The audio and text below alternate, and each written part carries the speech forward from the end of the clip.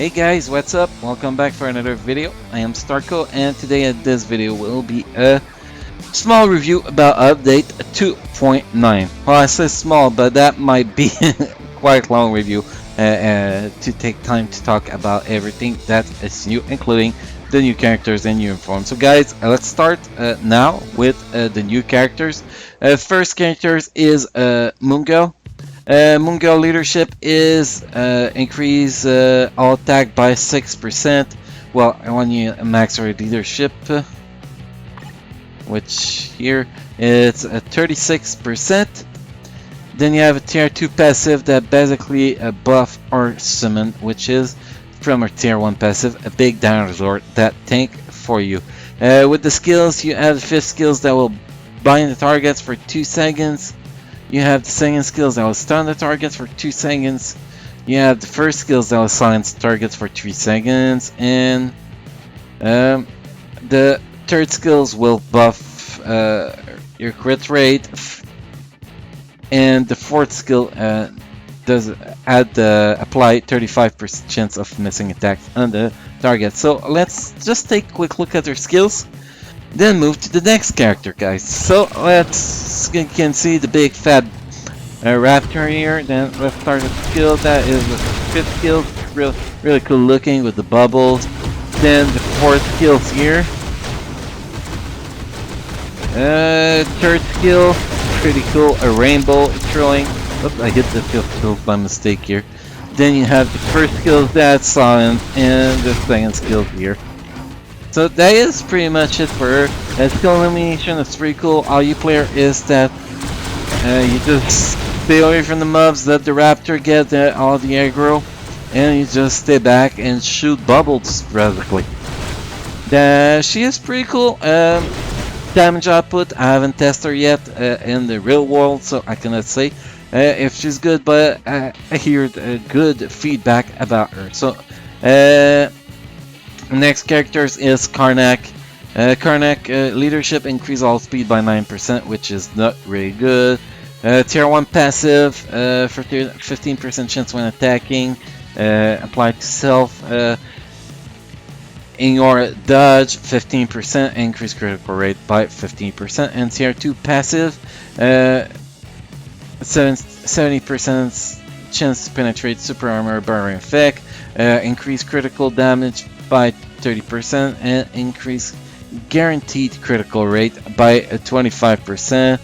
70% to apply, last 10 seconds, and the cooldown is 3 seconds. So basically, it's always as long as you're attacking, it's always up. The skills, first skills, nothing special. Second skills will stand for 3 seconds.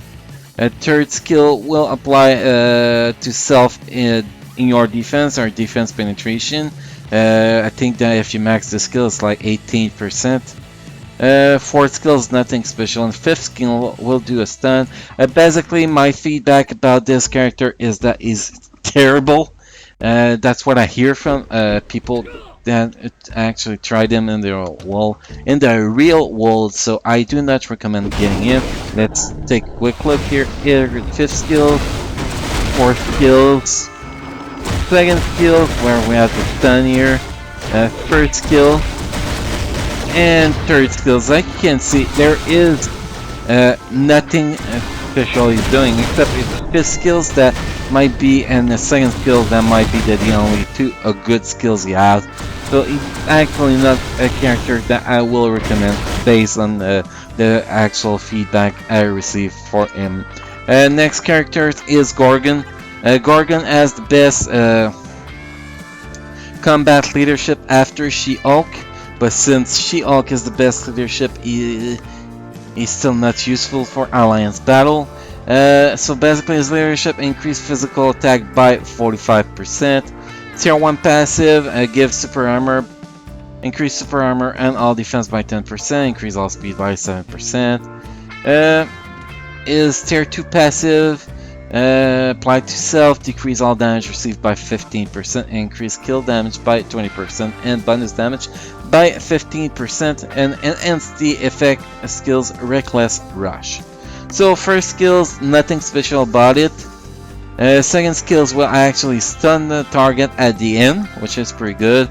Third skills, it will increase damage dealt to super violent type characters by 5% skill level 1. Increase all defense by 10%.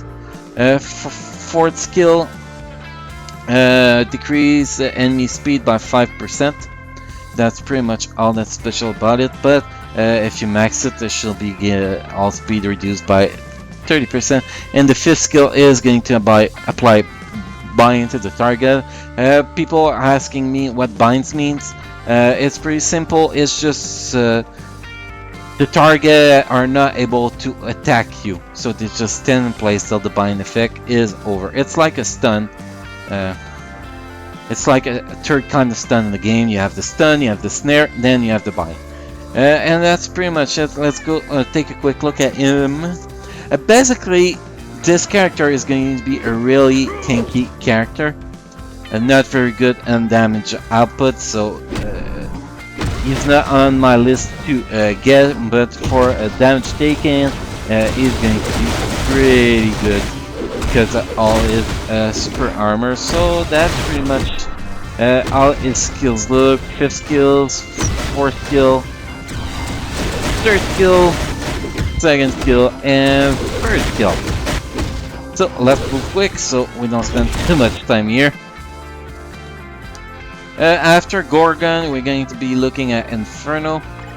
Inferno leadership is total trash, only useful against in Shadowlands against a fire stage, because you get increased fire resist by 50%. That's it. His tier 1 passive is applied to self, increase fire damage by 10%, and give immunity to fire damage. Tier 2 passive is increase all buff effect by 20% and duration by 30%. His skills, you have first skills that are pretty much just regular attack. Second skills is actually going to apply burns to the target. Third skill is going to give guard it to Inferno and increase its energy attack. Fourth skill is a regular attack. I think there's a little bit of iframe. I'm not sure. I don't remember. We'll see when we go in the training room.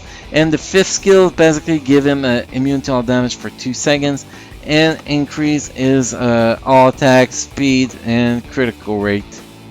So he seems like a pretty good character. The feedback I got from him is that he's really awesome to play and pretty decent. So let's start with here the 5th skills. A big jump with big AoE damage, and you get immune to all damage while you're doing. 4th skill, yeah, at the end we have a little iframe.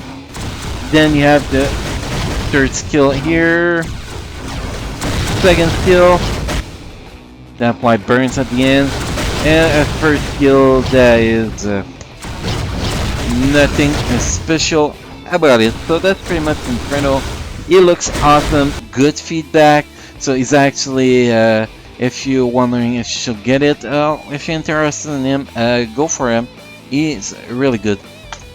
Next, guys, we're going to be looking at Crystal. Crystal leadership, increase energy attack by 30%. Pretty decent leadership. Not as good as Star-Lord, Enchant 1, and Iron Heart, but still decent leadership. Our tier 1 passive is decrease all, 25% chance when attacking, apply to enemy, decrease all resistance by 15%. Tier 2 passive, increase damage to all element damage by 15%, increase all debuff effect by 10%, duration by 20%. For skills, you have the first skills, which is a Cyclone. You throw a Cyclone, does a little bit of AoE damage. The second skills is going to apply burn to all damage, burn to all targets. Sorry, that's it. Third skill is going to decrease the speed of the target. Basically, you throw a big tornado on the ground that will stay there for a few seconds, and everybody that touched tornado is going to take damage. And will have their speed reduced. Fourth skill, you apply to the target chance of missing attacks. It goes up with the skill as when you leveling your skills. And the fifth skill is basically a huge 4-second stun, plus it gives you a guard hits. If you max the skills, you get 8 guard hits for 8 seconds. So basically, like Loki, you have guard hits on you at all time if you play it properly. So let's go take a quick look at her in action. If you want to look at her on my YouTube channel, I already have a video of her fighting Super Giant at Tier 1, and I'll have a character guide about her coming on my channel 1 or 2 days after this video will be released. So let's start. 5th skills. Put the target in the rock and get a guard hit here. Then you have the 4th skill here. Then we can go with the 3rd skill, the big tornado, which is pretty awesome. Then you have the 1st skill, that's a little cyclone. You can see the hits going up really high. And you have the 2nd skill that will apply burns. And that's pretty much her. She is awesome.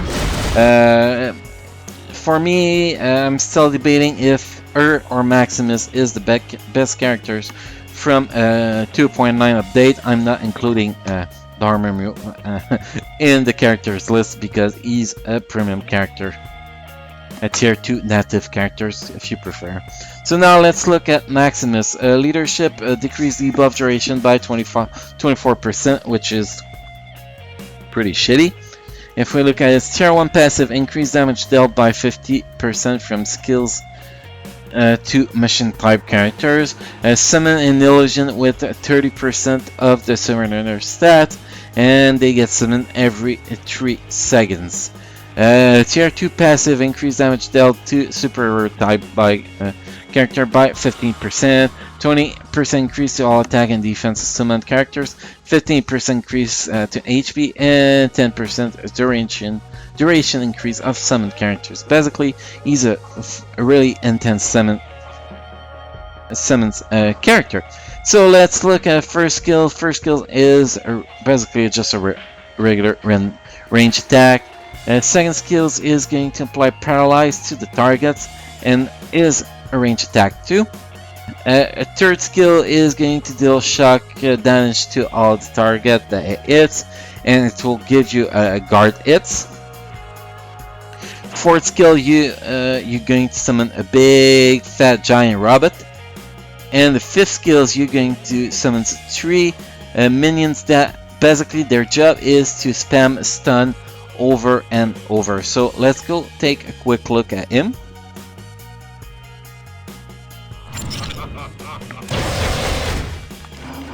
Okay, so like you can see, the passive summons are 2 little razor robots.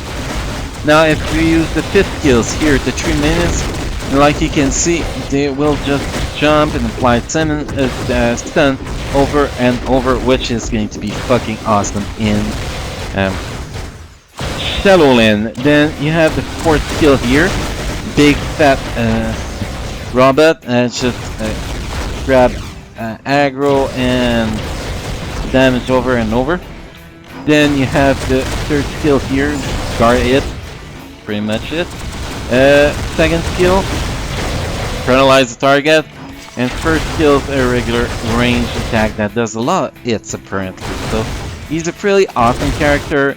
Wolbus, he should be able to do good job against Wolbus with his all the summon. He can just stay back and do his range attack and just use his guard hit to go drop his summon in when he needs to drop his summon in. So I'm still, like I said, I'm still debating in if he's better character than Crystal or Crystal is better character than him, but I'm going to get both of them at tier 2.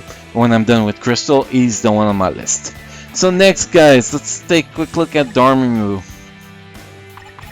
This one I actually have to put max level here. Okay, just to max his mastery. So mastery, increase all defense by 24%, which is not a really good mastery. Leadership passive, tier 1 passive. Activation rate when dead, apply to self, revive with 100% HP. So basically, it's like Carver's Glaive. And tier 2 passive, 25% chance when attacking, apply to self, remove all debuff, and recover 20% of max HP. And cooldown is 5 seconds. His skills, basically, there's a lot of AoE skills. We'll see when we go in the preview skill. First skills are regular damage skills. Second skills will apply bind to the target. Third skills regular damage. Fourth skills will put burn to the targets and ally reflect 10% of damage received to a maximum of 50% of max stack. And the fifth skills is basically just iframe. So let's take a quick look at his skills in the training room.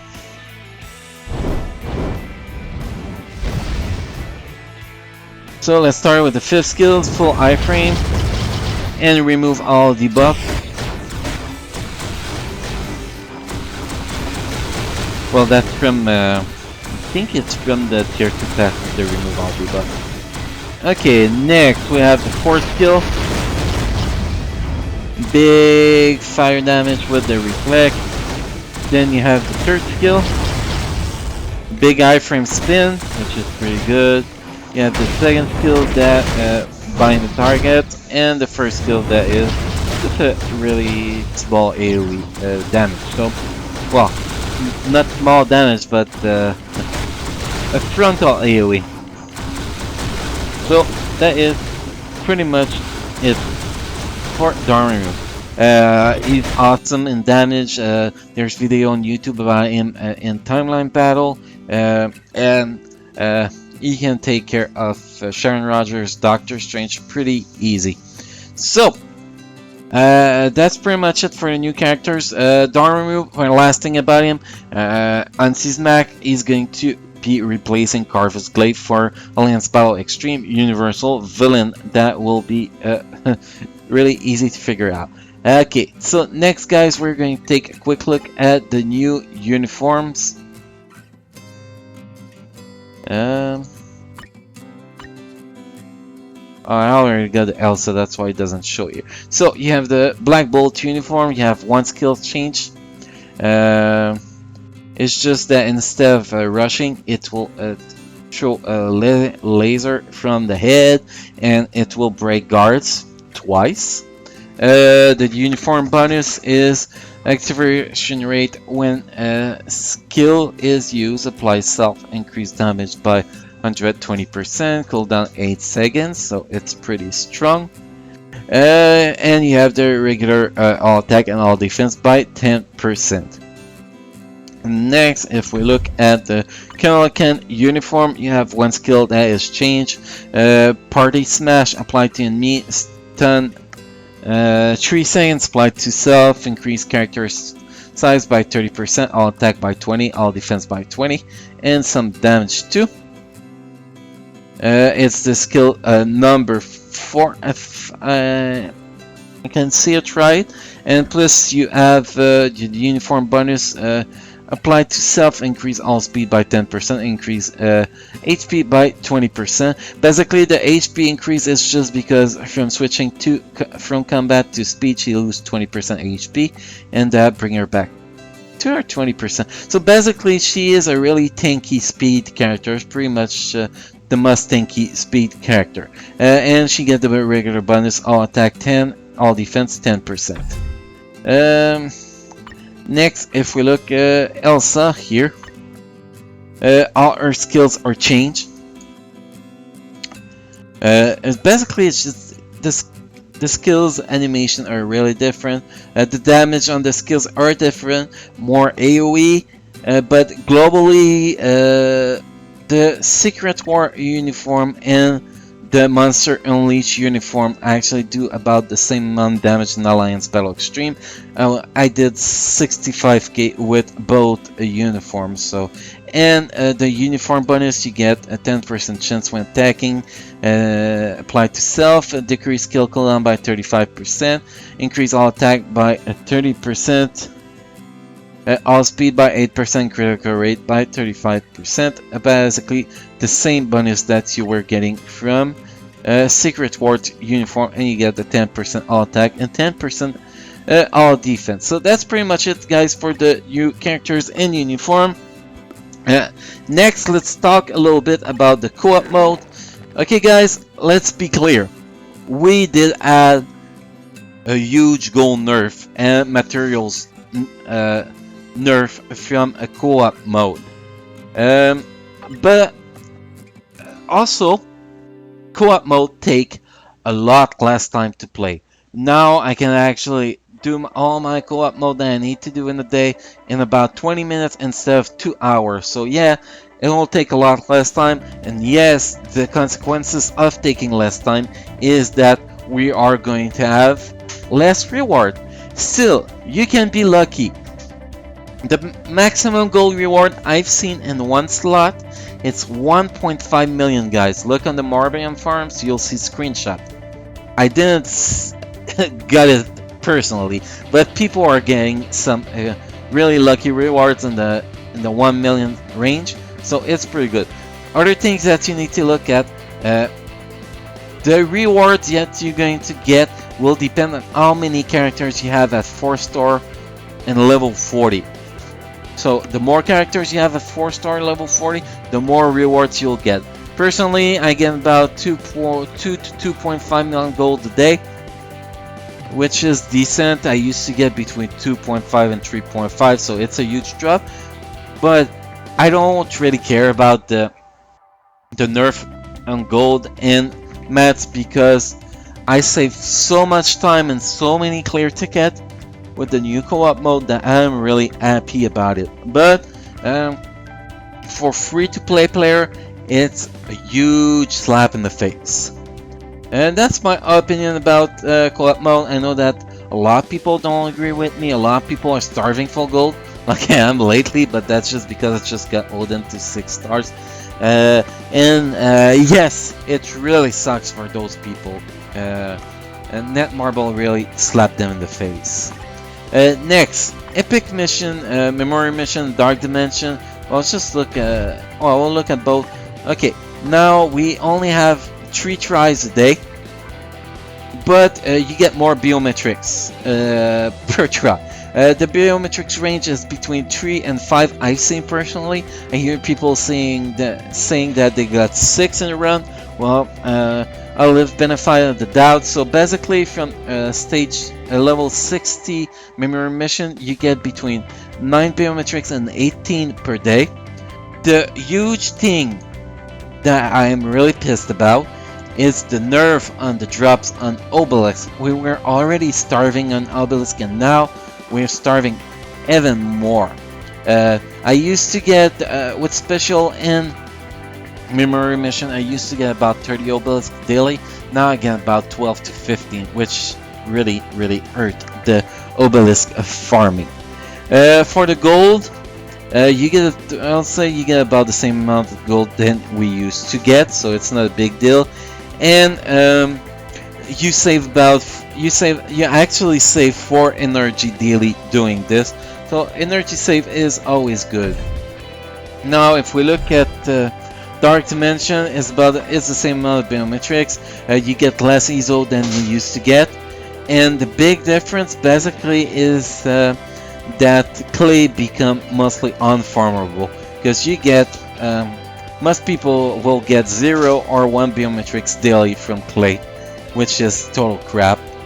Will hurt free-to-play player a lot, and the max you can get is actually 3 biometrics a day, when before you had the chance to get 10 biometrics a day if you were lucky. So people working on clay are going to be really depressed because it's almost impossible now to farm clay unless you want to farm her for about a year. So now clay become pretty much a paywall character, a fully paywall character, because before she was just off paywall character. So next, let's take a quick look at a special mission. First, you have the 2 quests. You have Ruler the Dark Dimension to unlock Dormammu. I have really big issue on saying his name. You need to clear 2 hidden routes to unlock 200 hidden routes to unlock him. Hidden routes, to explain them, basically when you run a special mission you have a chance to find hidden routes. Hidden routes, you will enter into it automatically. You have like 1-2 mobs to kill in it, and then you'll get out of it, and at the end of the run you'll get extra rewards. And here you have the no, I don't want to select it. You have the War of Kings mission. Basically this mission, instead of Dormammu, you'll be working on all the Inhuman characters released in 2.9 except Inferno. You can get 50 biometrics of each. Then you have the Normstorm and some energy, gear upgrade kits, Dimension Debris, and gold. So I actually recommend for people to do Ruler of the Dark Dimension first. Now to see here, for the hidden routes, you have hidden tickets. To buy hidden tickets, you click on the plus sign, and it costs 150 crystal for 15 hidden tickets, which is not that bad. Even a free-to-play player can afford it 2-3 times a week, so it's not that bad to farm Dormammu if you spend crystal on the hidden tickets. Then for the rewards, guys, again, let's just open one of the mission. A huge drop, a huge nerf on the obelisk, since you only get 20 minutes now to run your special mission. But from hidden routes you can get obelisk up to 6 stars obelisk, so it's something that make up for the nerf on the obelisk drop. Basically from hidden routes you can get 6 stars obelisk, well, between 1 and 6 stars obelisk. You can get gear upgrade kits, you can get XP chips, you can get extra biometrics from the mission you're running, like this one is Maximus, and I will be getting extra, if I'm lucky, I'll be getting extra biometrics from for Maximus in my hidden routes. How to use your hidden tickets if you want to use them. Next to them at the bottom of the screen here, you have a checkbox with availability. Sorry, I have really huge history saying that word. You check that box, and if you want, and every time you run a special mission, if you have hidden tickets, you will be running a hidden route. So that's pretty much it. The difference too is that, like I said, it's 20 minutes, unlimited entries. You don't need to do missions before that to unlock the unlimited anymore.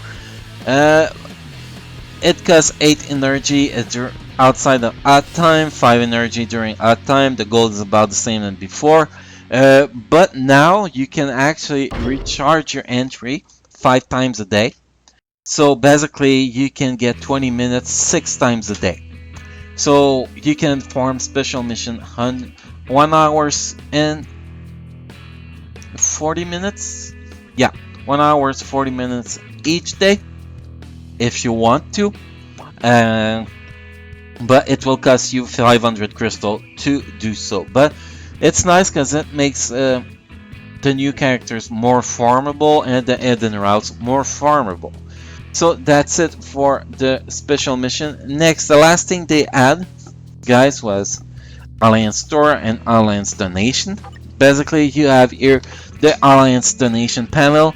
Every time you donate, you get Alliance token for yourself, Alliance point for your Alliance, and Alliance Store XP for your Alliance Store. The maximum you can donate every day is 1 million gold. It will give you 100 Alliance token, and the Alliance memento at the top of the screen, well, they're not available yet. We don't know what they are, and I guess we'll know eventually when they are released. So that is for the Alliance donation. Then when you have Alliance token, you go in Alliance Store here, and you buy what you want. Like You can buy energy and clear ticket at level 1 store. Level 2 store you can buy XP booster, chill booster. At rank 3 you can buy biometrics, a pack of 20 biometrics.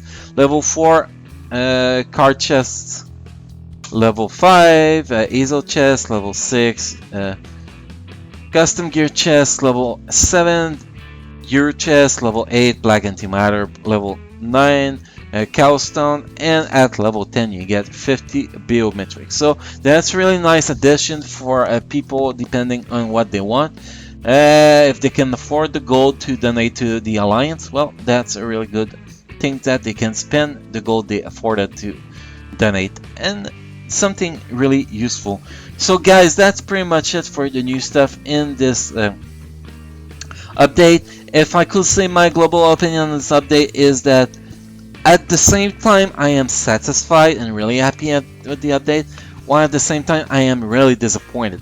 I'm really disappointed in the gold nerf, the mats nerf, the obelisk nerf especially, and I'm really happy about the new content, the new characters, new uniform, new special mission model. I really loved it.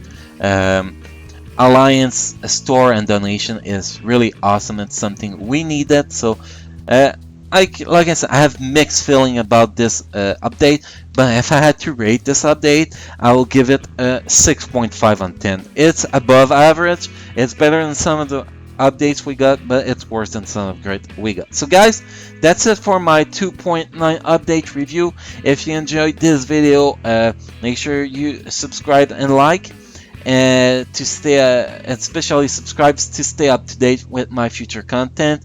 I try to post video, at least 3-4 videos a week, and I try to stream 3-4 times a week too. So guys, thank you for watching. I hope you enjoy it, and I hope to see you in my next content.